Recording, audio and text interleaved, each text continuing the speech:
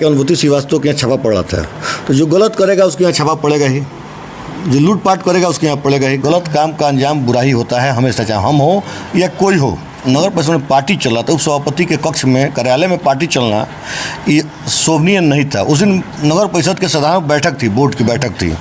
आप बताइए कि जनता के पैसा से अगर बोर्ड के बैठक में हम जाते हैं तो उसमें मीट भात खाना, अब बैठ के पार्टी करना उप सभापति को शोभा नहीं देता है।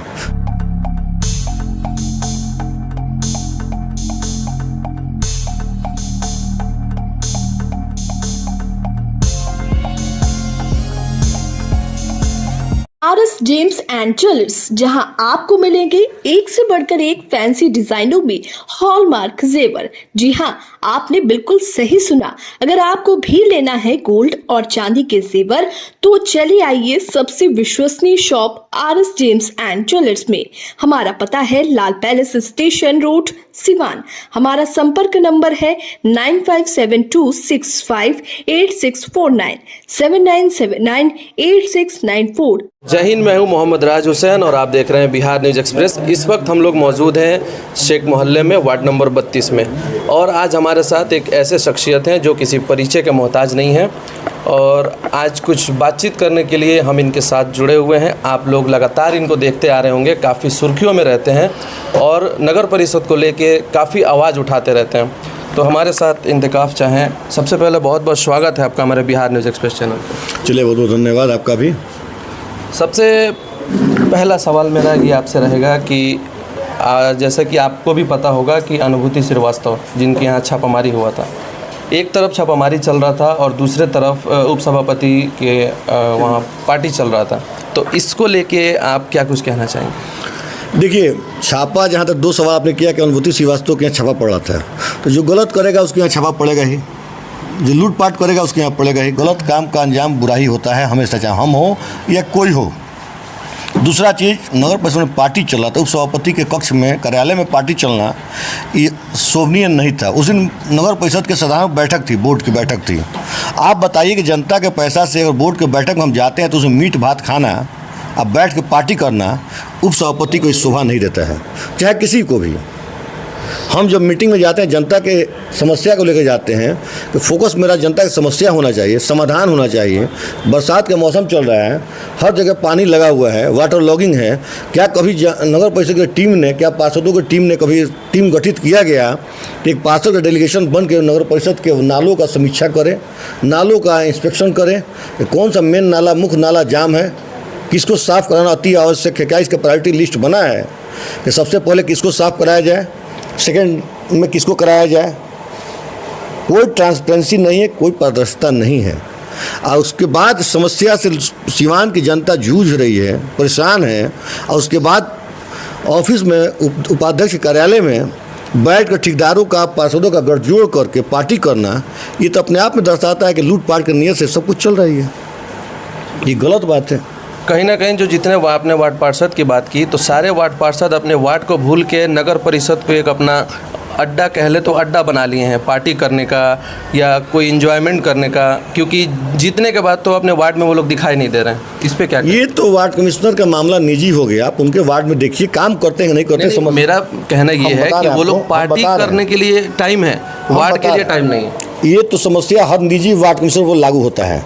मान हम अपने, हमारी पत्नी अभी वार्ड कमिश्नर हैं, हम भी थे, हम बैठे हुए हैं, लेकिन ये निजी मामला है कि कोई कर रहा है कि नहीं कर रहा है, उससे उसके वार्ड से आप जब जाइएगा तब पता चलेगा। लेकिन ऑफिस को जाना ये अड्डा नहीं बनेगा। ऑफिस मान, हमारा तो ऑफिस है, हमारा दायित्व तो किसी जन्म है, मृत्यु है, कोई रोड है, नाला है, बनवाना है, साफ करना, हमको जाना ही है। लेकिन पार्टी करना गलत है, पार्टी करना गलत है, किसी भी हाल में इसको बर्दाश्त के लायक नहीं है।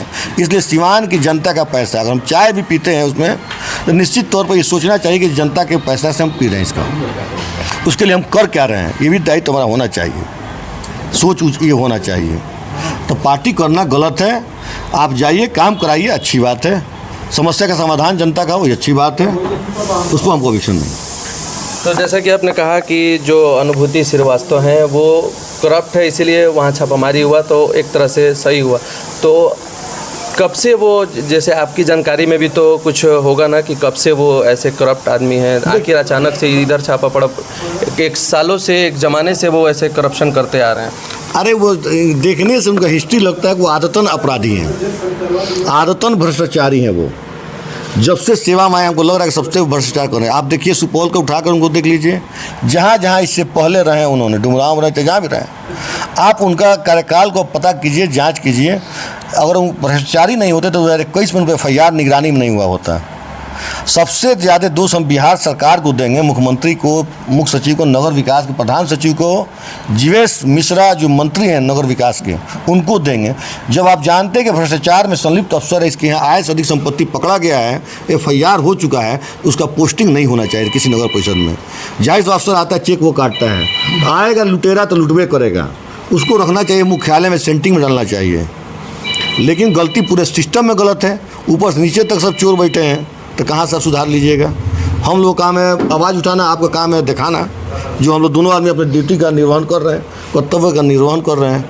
आखिर की इस कब तक चलेगा, कब तक आप आवाज़ उठाएंगे, हम लोग कब तक दिखाएंगे, इसका आखिर एक प्लेटफॉर्म कहाँ जाके एंड होगा, कैसे जब होगा? तक सही लोग चुन कर नहीं आएंगे, विधायक MP, आप बताइए, जब मान लो वार्ड कमिश्नर नगर परिषद है, इसके मेंबर तो MLA भी होते हैं, इसके मेंबर तो MP भी होते हैं, इसके मेंबर तो MLC भी होते हैं। सिर्फ वार्ड कमिश्नर का दायित्व क्यों है? MLC से, MLA से या MP से क्यों नहीं पूछते कैसे घोटाला हो रहा है? क्या आपने उसका हिसाब किताब मांगा कि एक महीना में कितना रुपये का चेक कटा? MLA अच्छा MP मांगा कभी किसी ने? एक महीने में वाउचर पेमेंट कितना हो रहा है? आपने कभी पूछा उनसे? कि आपने पूछा कभी कि डीजल पर कितना रुपये एक महीना में बिल कट रहा है? आपने पूछा कि 50 लाख रुपये 30 वार्ड के NGO को दिला रहा है, तो फिर 15 वार्ड में डीजल कितना क्यों कट रहा है? कोई नहीं पूछता है। आपने कोई पूछा इस सवाल को कि एक वार्ड में अगर 10 ठो लेबर 8 को लेबर होना चाहिए तो 4 ठो लेबर क्यों है? ये सवाल बनता है। वार्ड में जाना होगा, वार्ड की जनता से पूछिए, तब नगर परिषद से पूछिए, तो MP MLA से भी पूछिए। जितना हमारा दायित्व है उतना उनका भी है, वो भी बोर्ड के मेंबर हैं। लेकिन सब लोग मिला हुआ चुप है।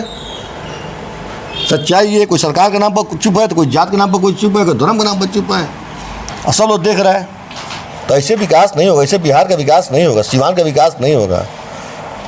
अभी शैम्पी गुप्ता का भी जो पुतला जलाया गया था, तो वो कितना हद तक सही था आपके देखने में? देखिए, लोकल राजनीति है, कर्मचारी वर्सेज जनप्रतिनिधियों का तो रिश्ता है, उसमें होता है। जाहिर नीति निर्णय हम अगर शूट नहीं किया तो ले जाकर अपना कर दिया इन्होंने।